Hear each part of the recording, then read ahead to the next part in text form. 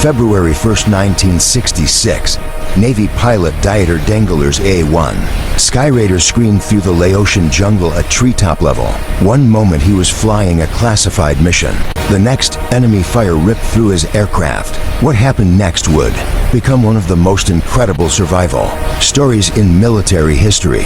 This is the story of a man who refused to die. Dieter Dengler wasn't supposed to be here. Hell, he wasn't even supposed to be American. Born in the Black Forest of Germany during World War II, Dieter was just a kid when he saw something that would change his life forever. An American fighter plane roared over his village, so close he could see the pilot's face in the cockpit. While bombs fell and his world burned, little Dieter didn't feel fear. He felt wonder. In that moment, he made himself a promise. One day, he would fly. But this wasn't some childhood fantasy that fades with age. Dieter meant it. At 18, with barely any money and even less English, he boarded a ship to America. He worked odd jobs, saved every penny, and put himself through school. People told him he was crazy. A poor German immigrant becoming a US Navy pilot. Impossible. Dieter didn't care what people said. He never did. By 1966, he'd done the impossible. Lieutenant Dieter Dengler, United States Navy, flying combat missions over Southeast Asia. He'd earned his wings through sheer determination, and now he was living his dream at 30,000 feet. But dreams have a way of turning into nightmares. The mission briefing was routine, or at least that's what they called it. Fly into Laos, locate enemy supply routes along the Ho Chi Minh Trail, mark targets for bombing runs. In and out. Simple. Nothing about Vietnam was ever simple. Dieter climbed into his A-1 Skyraider that morning like he'd done dozens of times before. The Skyraider wasn't the fastest plane in the Navy's arsenal. Wasn't the prettiest either. It was a propeller-driven beast from an earlier era, ugly and slow by modern standards. But it was tough, reliable, and could take a beating. Dieter was about to find out just how much of a beating it could really take. He lifted off from the carrier USS Ranger, the deck crew giving him the thumbs up as his propeller churned the salt air. The South China Sea stretched out beneath him like a blue mirror. Beautiful, peaceful, deceptive. The moment he crossed into Laotian airspace, everything changed. The jungle below was dense, impenetrable. Triple canopy rainforest that looked like a green ocean, hiding everything beneath it. Roads, buildings, enemy positions all invisible from the air. This was enemy territory, every square mile of it. Dieter flew low, scanning for targets. Too low, probably, but that was the job. Get down where you could see what you were looking for. Get down where the enemy could see you too. He never saw the gun that hit him. 1 second, his instruments were reading normal. The next, the cockpit exploded with noise, metal shredding, alarms screaming, the smell of smoke and burning oil flooding his lungs. Anti-aircraft fire had found him. The Skyraider shuddered like a wounded animal. The engine coughed, sputtered, then started to die. Dieter's hands moved on instinct, fighting the controls, trying to keep the nose up. But the jungle was rushing up at him fast, too fast. He had seconds to make a choice. Eject now over enemy territory, or try to glide the dying plane back toward friendly lines. Dieter chose to fly. For 2 agonizing minutes, he coaxed every last bit of lift from that wounded bird. The engine was done. He was gliding now, trading altitude for distance, trying to get as far from the gun that hit him as possible.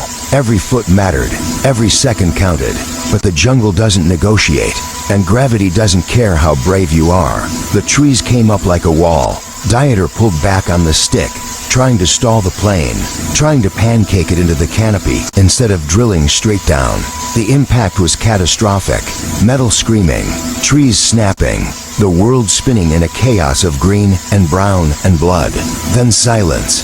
Dieter woke up hanging upside down in his harness, blood dripping from his forehead, the taste of copper in his mouth. The cockpit was crushed around him like a fist. For a moment, he couldn't remember where he was. Then it all came rushing back. He was alive. Against all odds, he was alive. The Skyraider had torn itself to pieces in the jungle canopy. But somehow, impossibly, he'd survived. His survival training kicked in immediately. Check for injuries. Get out of the aircraft. Get away before the enemy arrives. His right knee was badly injured, his hands cut and bleeding, but nothing was broken, nothing that would stop him from moving. He released his harness and fell the remaining few feet to the jungle floor. The smell hit him first, jet fuel, leaking from ruptured tanks somewhere in the wreckage above him. If that caught fire, this whole section of jungle would go up like a bomb. He had to move. Dieter grabbed his survival radio from the wreckage and started running. Well, limping really. His knee was already swelling, each step sending jolts of pain up his leg. But pain meant you were alive. Pain meant you could still fight. He made it maybe to 100 yards before he heard them, voices, shouting in a language he didn't understand. The enemy had heard the crash. They were coming. Dieter dove into the thickest section of jungle he could find and went silent, completely still. He'd learned this in survival school. Sometimes the best action is no action at all. Just become part of the jungle. Breathe slow. Think slow. Become invisible. The Pathet Lao soldiers, communist guerrillas fighting in Laos, swept through the area like a dragnet. They were good, experienced. They knew this jungle intimately, knew every sound that belonged and every sound that didn't. Dieter held his breath as boots passed within feet of his hiding spot. One soldier stopped, looked right at the bush where Dieter was concealed. For an eternal moment, their eyes almost met through the foliage. Then the soldier moved on. Dieter waited. Minutes felt like hours. He could still hear them searching, methodically working through the jungle. They knew he was out here somewhere. They just had to find him. As darkness fell, Dieter made his decision. He couldn't stay here. They'd find him eventually.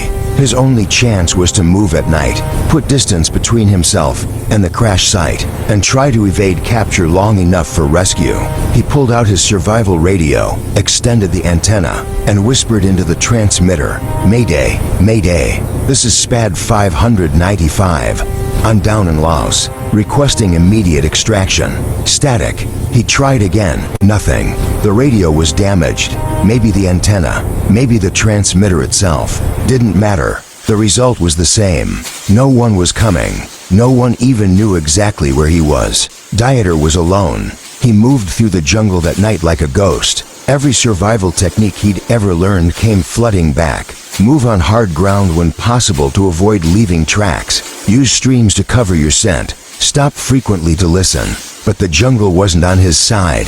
It was thick, hostile, and completely disorienting. In the pitch darkness, he couldn't tell north from south. Every direction looked the same, an impenetrable wall of vegetation, vines and thorns. By sunrise, Dieter knew he was in trouble. His knee had stiffened up completely. He had no food, no water, and no idea where he was going. The survival pack from his aircraft had contained rations, a knife, a compass, all of it lost in the crash or left behind when he ran. He had nothing. On the second day, Dieter found a stream. He drank deeply, not caring if the water was contaminated. Dehydration would kill him faster than dysentery. He tried to fashion a spear from a bamboo stalk, tried to catch fish in the shallow water. His hands were clumsy, weak from hunger. The fish darted away from his pathetic attempts. That night, lying on the jungle floor, Dieter made peace with the possibility of death, not in a defeated way, just practical. He'd given it his best shot. He'd survived the crash, evaded the enemy, made it to days on his own. If this was where his story ended, at least he'd gone down fighting. But the story wasn't over. On the third day, Dieter stumbled into a village. Or more accurately, the village found him. He'd been following a trail, hoping it would lead somewhere anywhere when he walked right into a group of Pathet Lao soldiers. There was no dramatic chase, no firefight. Dieter was too weak, too injured, too exhausted. He raised his hands. The soldiers surrounded him, rifles pointed at his chest. One of them stepped forward and struck him across the face with a rifle butt. Dieter went down hard. They kicked him, screamed at him in Lao, tied his hands behind his back with rough rope that cut into his wrists. This was it. This was what he'd been trying to avoid. Capture meant torture. Capture meant a POW camp. Capture meant his survival was no longer in his own hands. They dragged him to their village. The local civilians came out to stare at the American pilot. Some looked curious, others looked angry. One old woman spit at him as he passed. That night, they hung him upside down from a tree branch. Blood rushed to his head. His injured knee screamed in agony. They left him there for hours, occasionally coming by to hit him, to question him, to try to break him. But Dieter Dengler had grown up in post-war Germany. He'd seen hardship. He'd known hunger. He'd survived when survival seemed impossible. This wasn't going to break him. When they finally cut him down, he couldn't walk. They dragged him to a bamboo cage barely big enough for a dog and shoved him inside. No food, no water, just darkness and pain, and the sounds of the jungle at night. This was his new reality. They moved him for times over the next few days, each camp worse than the last, each mile walked on his destroyed knee pure agony. The Pathet Lao weren't part of the regular North Vietnamese army. They were guerrillas, operating in remote areas with minimal resources and even less oversight. That made them unpredictable, dangerous. The final camp was deep in the jungle, miles from anything resembling civilization. A collection of bamboo huts surrounded by dense forest. And in those huts, Dieter found something he hadn't expected. Other prisoners. There were 6 of them, 5 Americans and 1 Chinese civilian. They'd been here for months, some for over a year. They looked like skeletons, hollow-eyed, emaciated, broken. The senior prisoner was an Air Force pilot named Dwayne Martin. He'd been shot down 8 months earlier. 8 months of starvation, torture, and despair had reduced him to maybe 90 pounds. But his eyes were still sharp, still calculating. "You're new," Dwayne said when they threw Dieter into the communal cage that first night. It wasn't a question. "Just got here," Dieter replied, his voice hoarse. "Then let me give you some advice. Don't resist. Don't fight back. Don't give them a reason to single you out. Keep your head down, follow the rules, and maybe you survive long enough to go home." Dieter looked at the other prisoners, looked at their hollow faces and defeated postures, looked at what months in this hellhole had done to them. "No," Dieter said. Dwayne blinked. "No, I'm not waiting to go home. I'm going to escape." The other prisoners looked at him like he was insane. Escape from here? They were in the middle of nowhere, surrounded by enemy soldiers, weak from starvation, chained every night, watched constantly during the day. Escape was impossible. Dieter didn't care. Impossible was just another word for difficult. The prison routine was brutal. Wake before dawn, empty the latrine buckets, gather firewood, carry water from the stream, all while eating maybe 1 small bowl of rice per day. Sometimes less, sometimes nothing at all. The guards were cruel, but not particularly smart. They followed patterns, same patrol routes, same timing, same assumptions that these weak, starving Americans weren't a threat. Dieter watched everything, learned everything. He noticed that the guards took breaks at predictable times, noticed that certain areas of the camp were less watched than others, noticed that the bamboo stocks they used to restrain prisoners at night could be loosened with enough patience. He shared his observations with Dwayne. At first, Dwayne was skeptical, but Dieter was persistent. Every day, he'd point out some new weakness in the camp security, some new opportunity. "The monsoon season is coming," Dieter said one night. "When it hits, the guards will be miserable, distracted. The rain will cover any noise we make. That's our window. Even if we get out of the camp, then what?" Another prisoner asked. His name was Pathet, a Thai civilian who'd been captured 2 years earlier. "We're 100 miles from Thailand, through jungle, with no food, no weapons, no idea where we're going. We'll figure it out as we go," Dieter said. "That's not a plan. That's suicide. Staying here is suicide." Dieter shot back, just slower. "Look at yourself. Look at all of us. How much longer do you think we have? Another month, 2? This place is killing us one day at a time." The silence that followed told him he was right. Not all the prisoners wanted to join the escape. Some were too weak, some were too afraid, some had just given up hope. But Dieter, Dwayne, and one other prisoner named Jean Debruin decided to try. They spent weeks preparing. Dieter loosened the bamboo stocks every night, just a little bit, working the joints until they could slip free. He stole a rusty nail from the camp workshop and hid it in his clothes. planning to use it as a weapon. He memorized every guard rotation, every blind spot, every moment of vulnerability. June 29, 1966, the monsoon rains came early that year, turning the camp into a muddy swamp. The guards huddled in their huts, miserable and inattentive. The other prisoners noticed the change in Dieter's demeanor that morning, the coiled tension in his body. Tonight was the night. The rain came down in sheets that evening. Not a gentle rain, but a tropical deluge that turned the world gray and reduced visibility to almost nothing. Perfect. Dieter waited until the guard rotation changed. 2,100 hours. The new guards were less experienced, younger. They hated the night shift and rushed through their patrols, eager to get back under cover. Dieter slipped his hands free of the bamboo stalks. Months of work, loosening them bit by bit, paid off in an instant. He was free. Dwayne and Jean followed seconds later. They'd planned this moment carefully. First, they had to deal with the guards. Not kill them, the gunshots would alert the entire camp, but incapacitate them long enough to get away. The prisoners had hidden chunks of firewood in the hut, crude clubs, but effective. As the nearest guard walked past, Dieter struck, fast, hard.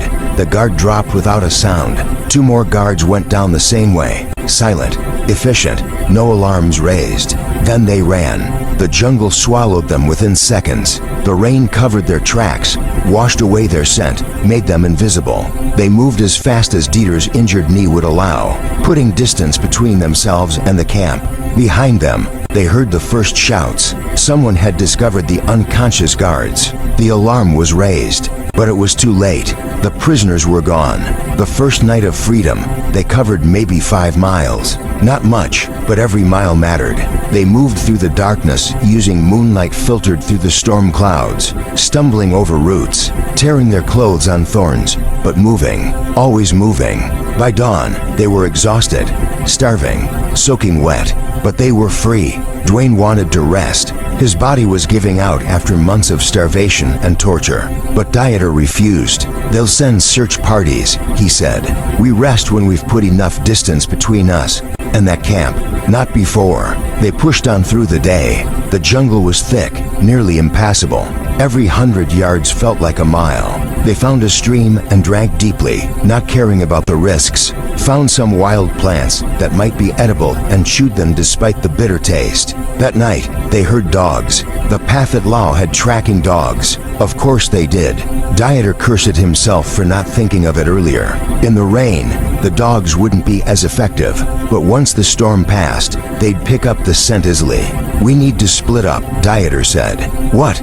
Dwayne looked at him in disbelief. 3 men leave 3 times the trail. If we split up, they can only follow one of us. 2 of us might make it. Jean Debruin shook his head. "We stay together. We have better odds together." They argued about it for an hour before Dwayne made the decision.